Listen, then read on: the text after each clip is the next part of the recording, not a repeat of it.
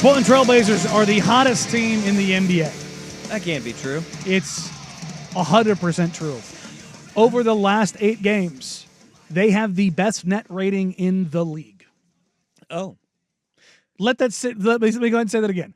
Over the last 8 games, they have the best net rating in the league. It is absolutely bonkers. I should say not net rating, the best plus minus in the league. Okay. What they have done is they're winning games by an average of 12 points. My gosh. And when you look at it, though, here's the other thing that's crazy about it. 6 of those wins have come against playoff teams. Mm-hmm. Their only loss has come in a relatively close game to the Oklahoma City Thunder. Miami, Orlando, twice, Phoenix, and Milwaukee. They just have Orlando's number, and Paolo Banchero never wants to see Toumani Camara ever again. But they have been playing at a really high level on both sides of the floor. And to think about, you mentioned plus minus over the last 8 games. If you look at where they were at they had the second worst plus minus in the entire NBA. Only second to the Wizards. I should say they had the second best because when I looked at this last night, the Cavs game had not gone final. Oh, yeah. And they won by 40. Well, we could take that away. Yeah. Because if you go back to when this started, you would look at point differential, and the Blazers were at minus 8.4 it was nasty. or 7 or whatever. Now on the season, it's negative 5.8, that's a dramatic shift for the Portland Trailblazers. Mm-hmm. Now, is it any different than where they are in the Western Conference standings? No, they're still the 3rd worst team in the Western Conference. And the thing is, they're going to stay there. They really can't go up, and they really can't go down. So what you're telling me, they're going to end up probably with the 7th best lottery odds. Now the Bulls are going to try to shut things down, and it's a matter of how much the Blazers do or don't get done at the trade deadline, and then who they shut down or don't shut down after the All-Star break. I think this is where they're going to end up now. They got I think one that against the Bulls. I think that 5th spot is probably gone. Yeah, that's a bummer. So they need to make up 4 games on the Nets and the Raptors, and we went over this when we were talking about the Blazers' ability to turn the faucet off. They have got remaining 1 game against the Brooklyn Nets and 2 games against the Toronto Raptors. They need to make up 4 games each on those to catch those 2 teams. It's going to be really tough to do, especially if they're playing at this level right now. But I think when you go back to how well this team has played, they've been doing it not just with sitting there and saying, hey, all right, Ant, take over, carry us.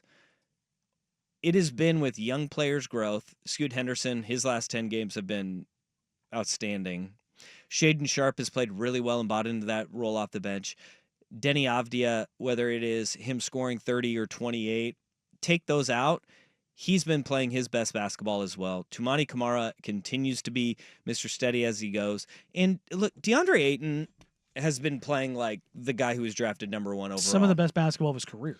But this is the problem with DeAndre Ayton, is that as quickly as it comes to this peak, he can hit that valley very quickly as well. And the interesting thing is, you take a look at the Phoenix game the other night. Toumani Camara leads them in minutes. He has one of his best games as a pro. 18 points, 10 rebounds, 4 steals. He was an absolute terrorist. Don't even just count the steals. He was a terrorist? Oh, yeah. No, he was a terrorist on the basketball court. Absolute terrorist. I mean, just the amount of just dysfunction and dismay that he causes. Teams are actively going away from him. They should. Whoever he is on, they're we're not going to, that's not what we're targeting right now. There was a period in the game where the Suns are like, okay, we're gonna find Scoot and Shaedon. That's who we're gonna target, because they were staying away from the drives because DA was actually turning off the water at the rim, which has been insane for him for the last 10 days. 2 has been a nightmare. Jeremy Grant has played unreal defense since he came back from his jaw injury. Yeah, he missed the game with the ankle, but he blocked the Kevin Durant fadeaway. That's hard to do. The list of people who've done that in the NBA ever. It's probably maybe 5. That's such an insane thing to have happen. And it's he has been taking on, him and 2 have been taking on assignments up and down the lineup, regardless of who it is. And they have done it masterfully. And so much is emanating from their front court, from 2, Jeremy and DA. And it is allowing everyone else to be so disruptive, so destructive. Scoot is gambling and passing lanes. Shaedon gets the steal and breaks out and gets the windmill dunk.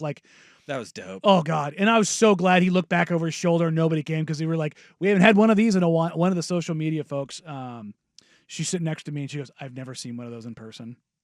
She's like, Oh, really? because like That's a moment. Well, you don't get many like those opportunities, and when they do, not the entire social media team doesn't always travel, or those opportunities. Like she's newer here, so she didn't see it last year, and she was like, that was really cool to see. I go, yeah, watching a guy jump 40 inches plus in the air and throw down a windmill mid dunk or mid game is super dope. This team is not tanking, and I think people need to get that. We talked about this last week. They're not tanking because they're not playing like a team that's tanking, and you're not seeing minutes like a team that is organizationally tanking right now. They are post All-Star break. I think you could see the vets that are here get shut down. And here's the thing. Your young guys will continue to play. Everybody's like, they're Scoot and Shade need to play. They're playing enough right now. You're getting development. Things are working. Chauncey's pushing the right buttons. They played 25 and 24 minutes apiece. It's fine. Yeah. It's entirely fine, especially when it's that productive. And the thing that I will say again, if they shut down the veterans and these guys are playing more minutes, they will lose some games. They might win some surprising games, but they will lose a lot of games because of the inconsistency of young guys. I think where they're at is they're saying we're not going to be able to catch the Washingtons. The bottom three, you're not going to catch those teams regardless, right? Which are the teams with the best odds. So they're looking at it saying, let's just ride the hot hand while we have it right now. And when it does come back down to earth, then that's, I think, when you see them maybe turn it off. And look, development was number one this year. We've talked about this. They want to develop young guys. If you are watching the Portland Trailblazers, hell, you don't even have to watch it. If you can just follow along, you will notice that the difference in those guys. They are playing so much better.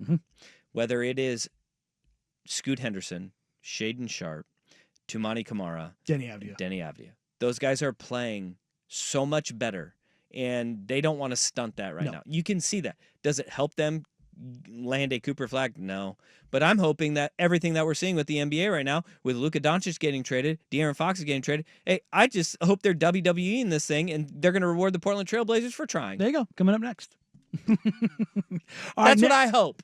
All right. Because that's all I have is hope.